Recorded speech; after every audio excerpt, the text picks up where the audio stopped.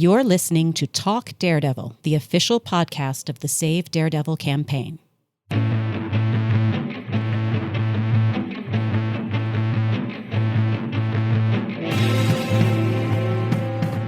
Hi, everybody, and welcome back to another episode of Talk Daredevil, the podcast that's brought to you by the team behind Save Daredevil. Today, we are going to do something fun. We wanted to talk about how we became Daredevil fans. This is going to be the first part of a two-part episode where we get a few team members together to talk about how they got into the Daredevil fandom, and we're also going to spend some time sharing some of our favorite comments and stories that the Fandom Without Fear shared with us a previous week on social media. So I'm going to start off by introducing myself. I'm going to let the team members that are joining us today introduce themselves as well. So you might recognize me from a few episodes now, but I'm Phyllis.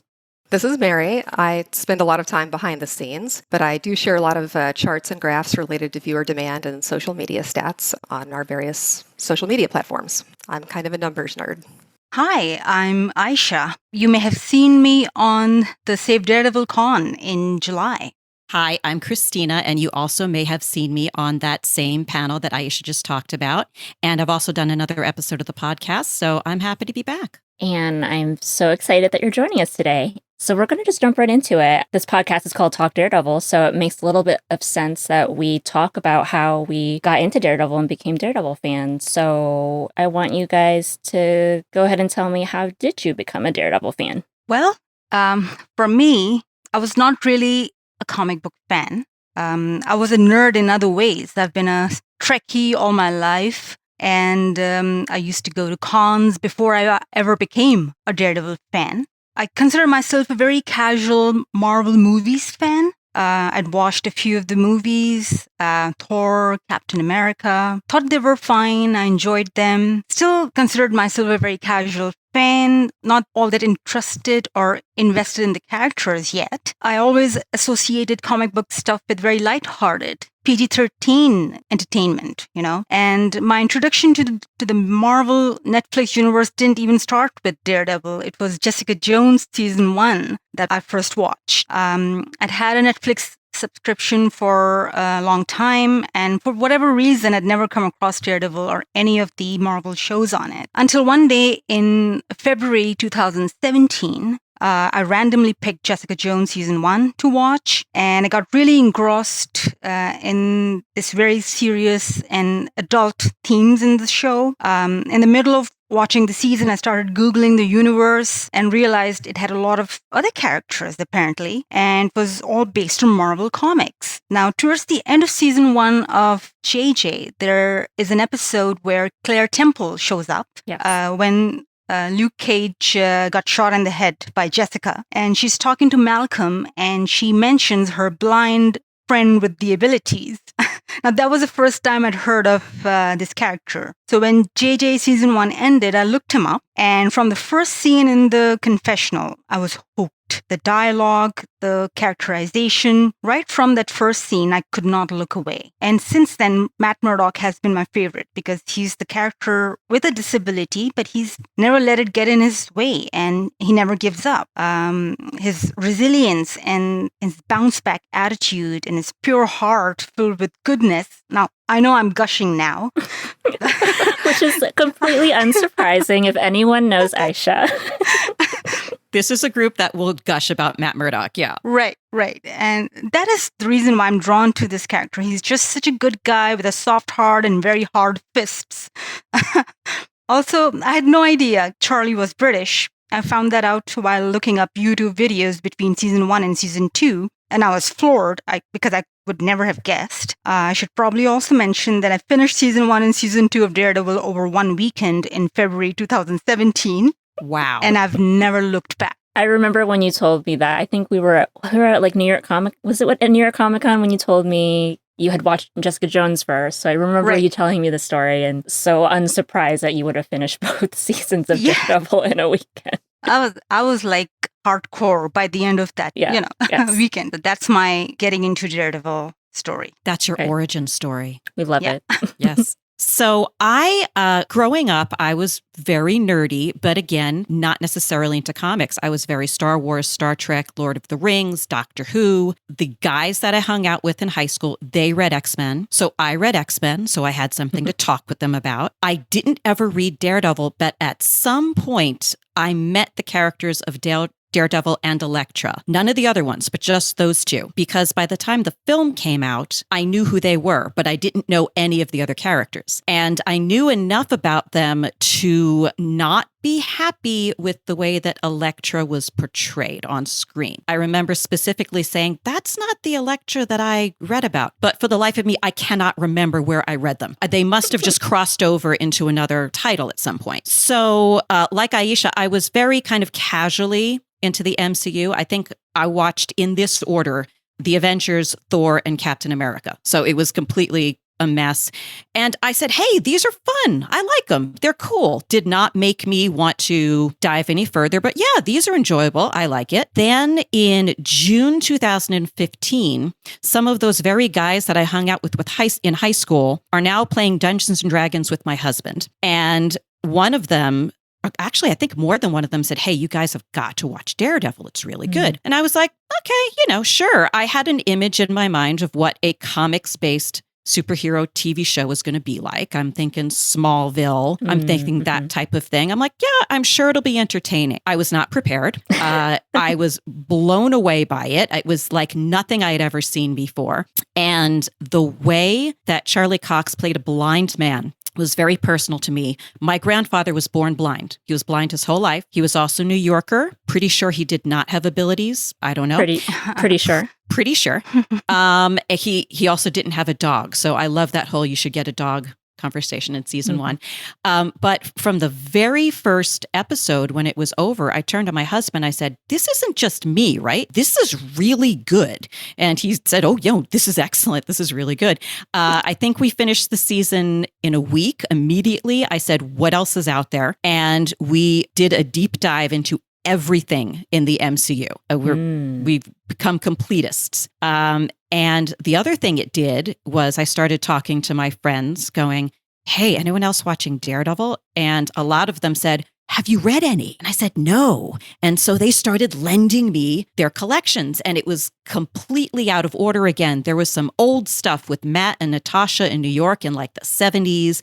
I read Guardian Devil. I read The Man Without Fear. And after that, I started seeking stuff out. I'm like, I've been told to read Born Again. I got to read that. I've been told to read Marvel Knights. And people said this one arc called The Widow was great because I love Natasha. And I just started reading what I could get my hands on. I would never call myself a Daredevil comics expert. I absolutely 100% am not. There's so many holes in my knowledge, but I had so much fun reading it. And I definitely had fun when I would see a panel and go, oh my gosh, that panel, they did that in season one. Yeah. That line of dialogue, they said that. He said that line. So that was really fun for me. And so that's where I came into Daredevil and really into the MCU. Yeah. It's so interesting to hear that you got more into the MCU from watching Daredevil, because that's not something I hear a lot of, I don't think. So that's really cool. Okay, my origin story. Yeah. All right. Back in 2002, I was reading some entertainment news, and I ran across an article about Ben Affleck starring as a blind lawyer with supercharged senses who fought crime in a devil suit at night. And that sounded so absurd. I mean, devil suit? that got my attention. I never read comic books at that point, so my superhero knowledge was really limited to whichever ones were on TV and in the movies. I grew up watching The Incredible Hulk show and Superman. Really liked Superman. Anyway, it was going to be several months before the movie actually arrived in theaters, and I'm one of those people who likes to read the book first. So I tracked down the nearest comic book shop and asked the staff where I should begin. If I'm remembering correctly, the very first run I read was Out by Brian Michael Bendis and Alex Maleev, and I was hooked immediately. Next thing I knew, I owned an armload of graphic novels, had signed up for a Daredevil subscription, and was buying old issues off of eBay. I did something very bad and actually broke open something that had been graded because the only reason I bought it was so I could read it. Oh no. Oh my gosh. I know. I'm a blasphemer. As a side note, all these years, up until the cancellation, I did not know anyone else who read the comics or who loved this character as, as much as I do. Some people at the comic book shops knew about the character. But if there's one silver lining from this cancellation, is that I met other Daredevil fans. Mm-hmm. And this might be a really good point for us to segue into sharing some of our favorite stories that the Daredevil fans online shared with us. So we posted on social media a few days ago, as of this recording, just wanted people to tell us, how did you become a Daredevil fan? And we were really blown away by everybody sending in such amazing stories and responses. And believe me, it was really hard to narrow down the list. But, it's unsurprising that there were so many people that got back to us. It was unsurprising that people came to discover the character from so many different directions. There were people that discovered it with the Netflix show, kind of like Aisha, and a lot of people that found it with the movie. And of course, so many people that found it through the comics. Either they were raised in a household with parents who read comics and their parents sort of passed on that love of the comics to them. Or, they might have been reading other Marvel comics and were kind of like familiar with Daredevil, but the show kind of blew it all back open for them. And even people that knew of Daredevil from Spider-Man, from the animated series and the PC game. So we just want to kind of go through a list of some of our favorites and just, shout out the people that did share their stories with us. Yeah. So, and some of them may have even found Daredevil through the actor's other projects. Mm-hmm. Like this comment from Laura. She's known as Las Vegas Diva UK on Twitter. And she says, I discovered Daredevil after meeting Charlie Cox for the first time at Stage Door, after seeing him in Betrayal in London. I was astonished at how he understood the needs of someone with sight loss. I heard people in the queue talking about how Charlie was in this TV show called Daredevil.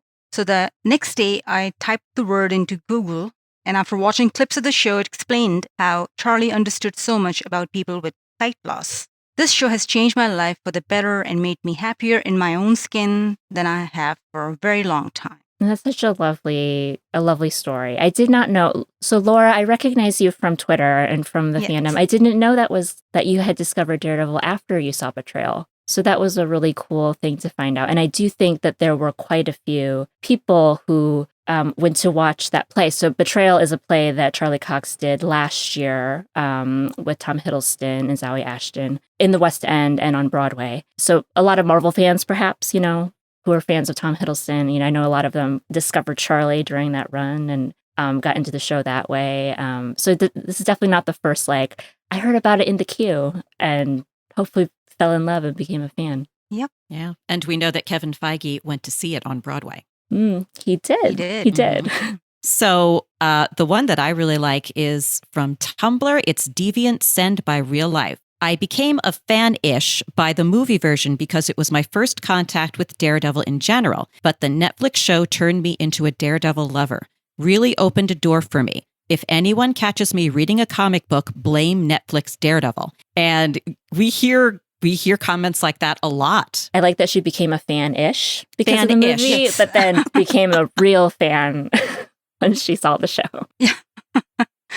Okay, I picked excerpts from a few comments. The first one is from Eddie James on Instagram. It's honestly one of the best shows I've ever watched, hands down. Right up there with Breaking Bad, True Detective, The Sopranos, to name a few. That goes along with another comment from Addie Jasmine from Facebook. I really liked the 2003 Daredevil movie, and I even bought the DVD, but I liked it as a movie, not as a superhero movie. And I think this touches on the fact that Daredevil's story is very much a grounded, street-level crime drama. I remember when the show was first coming out, Charlie and other people were comparing the show to The Wire in some of their early interviews. It's pulled in a lot of fans who really weren't all that hot on superheroes. And interestingly, when I was looking at some analytics data, crime stories, crime dramas especially, but crime dramas are very popular. There is still plenty of room in the market for high-quality crime dramas. Mm-hmm. And I do consider Daredevil a crime drama as well as a superhero story.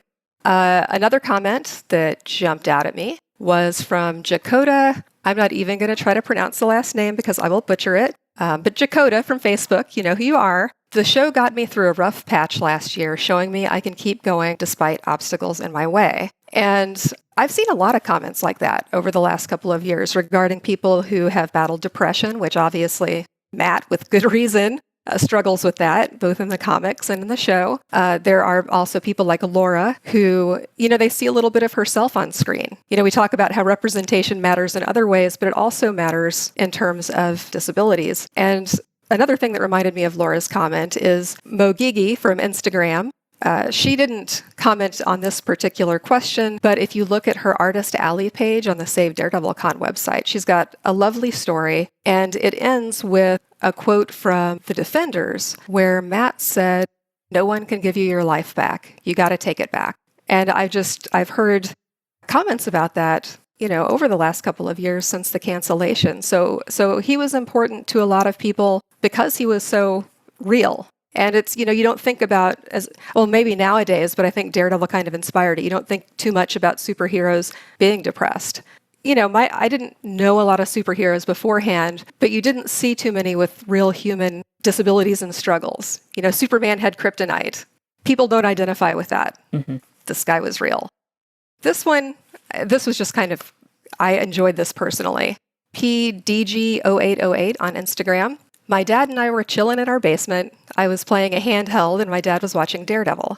I started with just peeking over my screen and ended up completely engrossed in it. My dad then asked if I wanted to watch it, and we watched the show start to finish together over a couple of months. And now I love everything Daredevil. I love that comment because I got into action movies and martial arts movies and all that from my dad. My mom actually falls asleep during those kinds of shows and movies. She will, no matter how many explosions are going off or what kind of peril somebody is in, she's over there snoring. But my dad and I spent many a late night, because we're both insomniacs, we spent many a late night just having kung fu fests, and we really liked Bruce Lee movies, and we talked about different fighting styles, all this stuff that we kind of nerd out about Daredevil. My dad really got me into that. And I wish, he were around to see the show, because he would have loved it. So those are my picks. Yeah. I can totally relate to that, because my dad and I used to watch all the shows together. He was the one who got me into Star Trek and all the sci-fi stuff, and introduced my brothers, who were much older than me, to comic books and stuff. And I know he's not around anymore, and I know he would have loved Daredevil. He loved ninjas and crime dramas. So that was definitely his type of thing. So that's one of my regrets, that he's not around, that I couldn't show this show to him. But I know. He would have been your first convert. I know. Absolutely, for sure. He would have. I'm like, I can't convert everyone, right? Yeah. I've gotten my whole family, my brothers, I convert my colleagues and customers even onto Daredevil. Yeah, yes, I do. Yes. I do. This is the behind the scenes work that Aisha does for the campaign. She is like out there on the ground converting people to Daredevil during my day job. I call her the Save Daredevil evangelist. Yes. Yes, I am. There were also a few ones related to the comics. And this was kind of a really fun one from Chris Nye on Facebook. He said, it was elementary school fire safety week. We were all given a comic book, Daredevil versus Vapors, gas vapor, and I was mesmerized. Then I watched the trail of the Incredible Hulk with my dad and never looked back. Daredevil has been my favorite for decades. I just didn't even know there was a fire safety one-shot from Marvel featuring Daredevil. So I'm going to try to find it. I just think of all the ways to have been introduced to the character via comics. Like, that is not the one I would have guessed, but it's amazing that could have been the thing that converted someone to a lifelong love of Daredevil. We have another one from Peter Danninger from Facebook. When I read Marvel versus DC as a child, the few panels with Daredevil's vibrant all-red costume looked really special. And through the cheap movie, The Trial of the Incredible Hulk, and his episodes in the 90s Spider-Man cartoon, next to my favorite character during my childhood, I was sold. But it was only due to the great storytelling of the Netflix show and the casting of Charlie Cox that he became one of my favorite heroes of all time. So again, I just love when I find these like lifelong comics fans or these lifelong Marvel fans that maybe had a more casual relationship with Daredevil, the character, in the past, and the show just really like locked it in for them. I think there's a few people on our team that come with sort of a longer history of Marvel and Daredevil. And they're not on here now, but I bet they have some amazing stories about how the show really clinched it for them too. And then there's one more Facebook comment from our follower, Stephen Granger Murray. And he says, I love Daredevil from the comic books, but the series cemented my love for the character. I like the fact that he is a walking contradiction. Lawyer by day, vigilante by night. I'm not religious in the slightest, but I also like the fact that he's a devout Catholic. And the current comic run shows how much guilt he actually feels. The latest series has been killing it so far. I'm surprised no one else has thought of this particular storyline before. If you haven't read the comics before, this series is one hell of a jumping on point. And a lot of us on the team are huge fans of what Chip is doing on the current run of Daredevil. So we have to co-sign everything Stephen is saying. There might be some things that are perhaps more controversial and debated amongst us, the team, and I'm sure even amongst the comic fans out there. But there's just no denying that there's just some excellent, amazing work coming out of the Daredevil book right now, with Chip and Marco and the other creatives on that team. Yeah, the art is amazing. Gosh, Marco! A bunch of the team members met Marco last year at New York Comic Con. Yeah, he was so lovely to us, so kind. And you guys met. We met Chip. Yeah. Yes, we met Chip in San Diego. He was also so kind, and he donated that drawing to our charity auction. So yeah, we're like lifelong Chip fans / stands up in here. But yeah, so thank you guys for sharing those stories. Again, like I said, we're going to be recording another episode with some different team members, and we're going to try to throw in more of our favorites. So if you didn't hear yours today, you might actually hear yours in the next episode.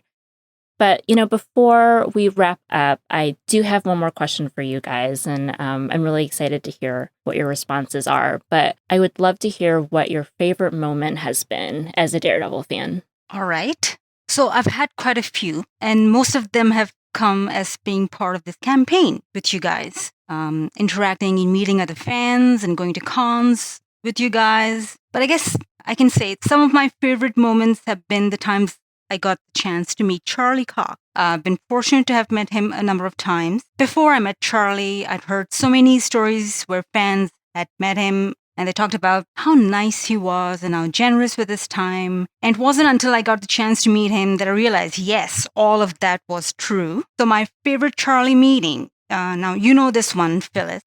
This was Ace Comic Con, Arizona. That was the one I was guessing you would share. In January 2019, last year, and you and I were there together. This was the first outing as Team Save Daredevil. This was the second day of the con. We'd already met Charlie once the day before at the autograph line. And Charlie had even given us a shout out as a campaign at his panel the previous day. So we were basically on cloud 9 at this point. Like things could not have gone better, seriously, as a campaign and as Daredevil fan. But this meeting to me stands out because this was the first time I had an actual conversation with Charlie. And it led to a tiny little sports talk, which was funny and fun, and I loved it. It all started when at the autograph line, like he was signing some stuff, and I'd said to him, Charlie, I have something to say to you. And anyone who has ever met Charlie, if you say that to him, he will just give you his full attention. So he just straightened up, put the pen down, looked at me straight in the eye. I'm like, I'm so glad that I'd kind of prepared a statement for him, because at all that attention directed at me, I would have started babbling if I wasn't prepared. So I told him that it meant a lot to me that he was the only actor in the cast in season 3 who said the name Nadeem correct. And he just gave me, like a surprised look, and he goes, how do you mean? And I said, you said it right. Others said Nadeem, and you said Nadeem. And he said, what's different? I said, the sound, the D sound, one has a hard D and the real pronunciation has a soft D sound. And he goes, oh, the pronunciation. I said, yes, the pronunciation. And I said, I really appreciated that you said it right, because that name is from my part of the world. And he goes, where are you from? I said, I live in Canada now, but I'm originally from Pakistan. And of course, Charlie, being a Brit and a sports fan, the first thing he says to me, "Oh, do you like cricket?" Which was really hilarious to me because, of course, anyone from Pakistan would have to be a cricket fan.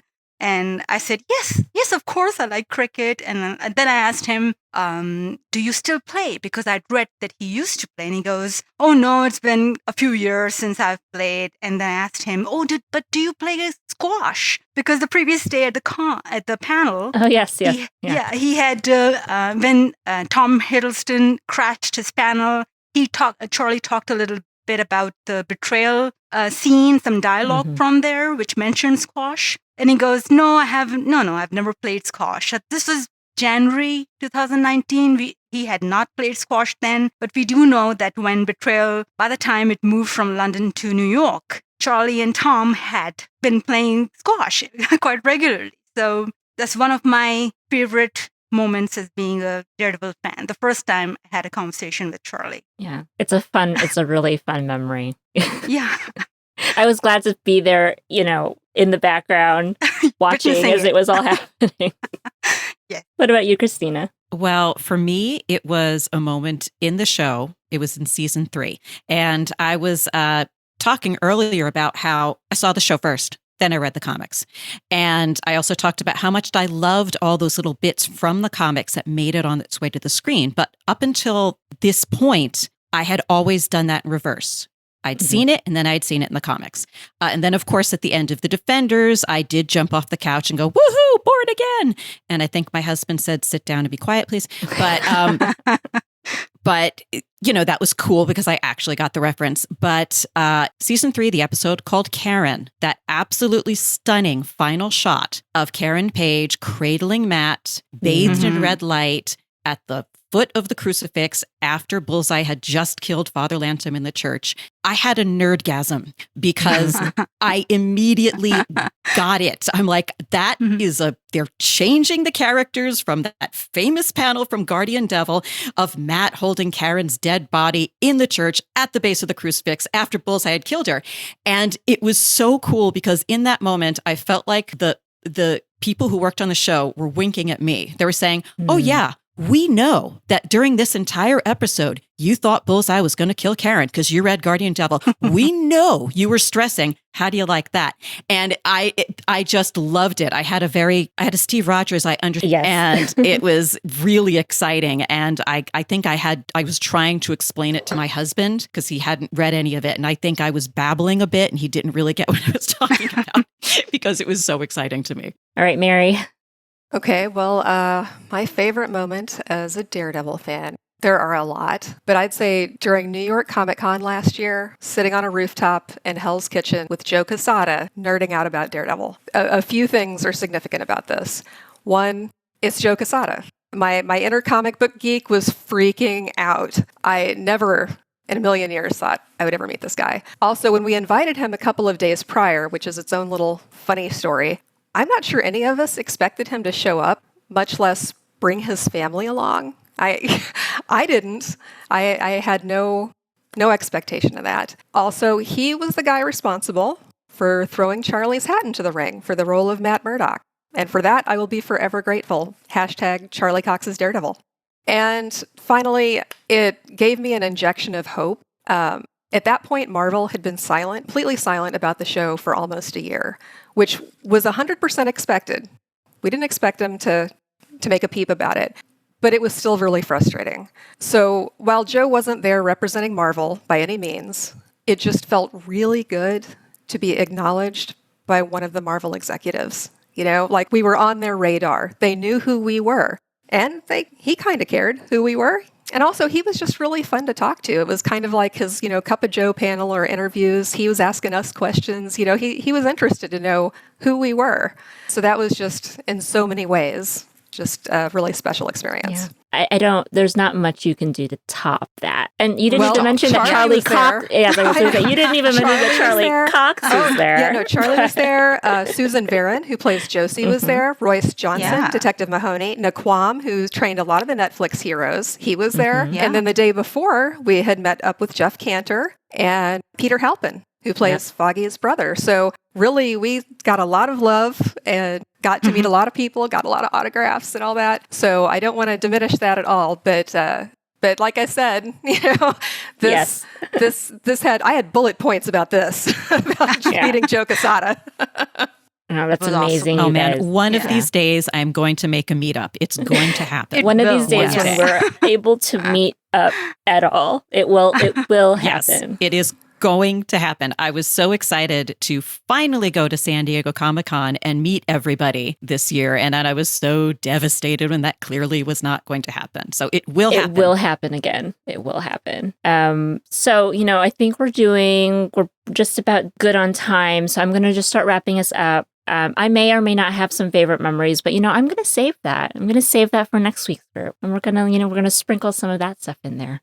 Intriguing. Yes, you'll have to tune in to the next episode to find out what my favorite moment has been as a Daredevil fan. But once again, guys, thank you so much for coming out today and just sharing your stories. And again, to the Fandom Without Fear. We say this all the time, but we really can't do this without you guys. And we just love the energy that you give us as part of this Daredevil fandom. It just keeps our energy up. It keeps our hopes up. It's just, you guys are great. So, just again, as I said before, we're going to do another part to this episode. This is only part 1. We're going to come back again with some more favorites, some more stories. But in the meantime, just a couple of quick little housekeeping announcements. If you are following us on social media, you might see that we're doing a few cool things right now. So we should be in the middle, when this episode is actually published, we should be in the middle of a weekly petition challenge. We're trying to get the numbers up for the Save Daredevil petition by the time we hit the end of the 2-year moratorium on November 29th. So if you follow us on social media, particularly on Twitter at Renew Daredevil, or on Facebook, YouTube, and Instagram at Save Daredevil, you're going to see us putting up weekly challenges and just ideas for how you can continue to get the word out about the petition, and help us just get those numbers going. There might also have been already a post about a weekly hashtag party. I'm going to say this in the recording right now so that we actually get that out there.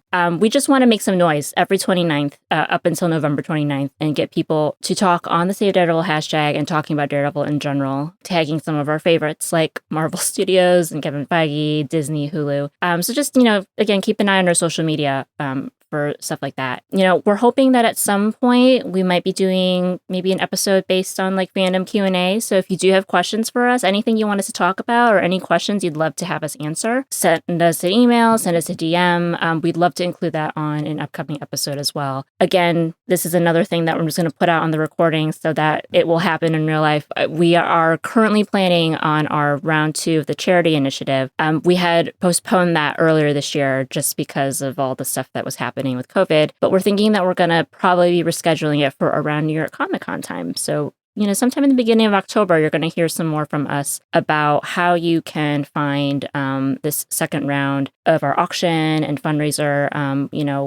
We did this amazing thing last year where we had really cool Daredevil items that were autographed, put up on eBay for auction, and a GoFundMe fundraiser. And 100% of the proceeds we raised went to Sight Savers, which is an amazing international charity. And yeah, so that's something that we're going to hopefully be able to put back out in the world. And so for any of you fans out there who want to collect really cool Daredevil items or just be a part of a really good cause right now, we're going to have more info about that for you guys soon. All right. Well, thank you again. You guys are great. And for those of you listening, please, if you like what you're hearing, subscribe to us wherever you listen to podcasts and leave us a great rating and review. And you're gonna hear from us more again next time. All right. Thank you all. Bye. Thanks. Bye. Bye, everyone.